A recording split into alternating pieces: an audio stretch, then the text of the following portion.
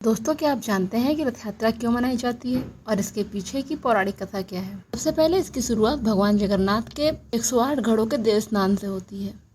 जब ज्येष्ठ माह की पूर्णिमा के दिन भगवान जगन्नाथ जी को 108 घड़ों से देव स्नान कराया जाता है और उसके बाद ये मान्यता है कि भगवान जगन्नाथ 15 दिनों के लिए बीमार हो जाते हैं और इन 15 दिनों तक भगवान जगन्नाथ जी को एक विशेष गृह में रखा जाता है जिसे ऊसर गृह कहा जाता है। और इन 15 दिनों में किसी को इजाज़त नहीं होती कि वो भगवान के दर्शन कर सके। केवल भगवान के प्रमुख सेवक और वैद्य जी को ही आने जाने की अनुमति होती है। जब 15 दिन बीत जाते हैं तो भगवान जगन्नाथ अपने कक्ष से बाहर निकलते हैं और भक्तों को दर्शन देते हैं। इसे नव यौवन नेत्र उत्सव भी कहा जाता है। और फिर भगवान जगन्नाथ द्वितीया के दिन अपने भाई बलभद्र और बहन सुभद्रा के साथ भ्रमण के लिए रथ पर निकलते हैं, नगर भ्रमण करते हैं। ऐसा माना जाता है कि इस रथ यात्रा में भगवान श्री कृष्ण और उनके बड़े भाई बलभद्र सुभद्रा को नगर घुमाने के लिए निकलते हैं। और इसके पीछे की एक बड़ी रोचक कहानी है कि पौराणिक काल में बहन सुभद्रा ने नगर भ्रमण की इच्छा प्रकट की थी और इसके बाद भगवान अपनी बहन की इच्छा को पूरा करने के लिए 3 रथ बनवाए और बहन सुभद्रा को नगर घुमाने के लिए रथ यात्रा पर निकले, जिसमें सबसे आगे वाला रथ जो होता है वो भगवान बलराम का होता है और बीच वाले रथ में बहन सुभद्रा होती हैं और सबसे पीछे वाला रथ भगवान जगन्नाथ जी का होता है।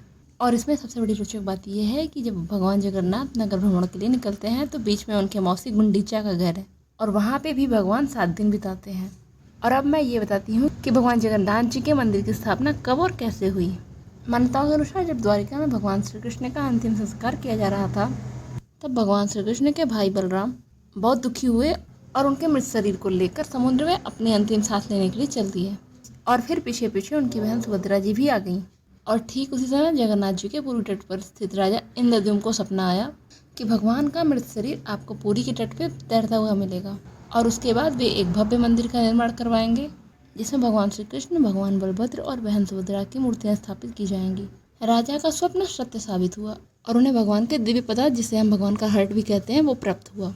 लेकिन अब सवाल ये पैदा हुआ कि भगवान की मूर्तियाँ कौन बनाएगा। तब भगवान की मूर्तियाँ बनाने के लिए स्वयं विश्वकर्मा जी आए और उन्होंने एक शर्त रखा, जब तक मैं मूर्तियों को पूरी तरह से बना नहीं लूँगा तब तक कोई अंदर नहीं आएगा। और उन्होंने चेतावनी दी कि अगर काम के बीच में उन्हें टोका गया तो वो मूर्तियों को अधूरा छोड़कर चले जाएंगे।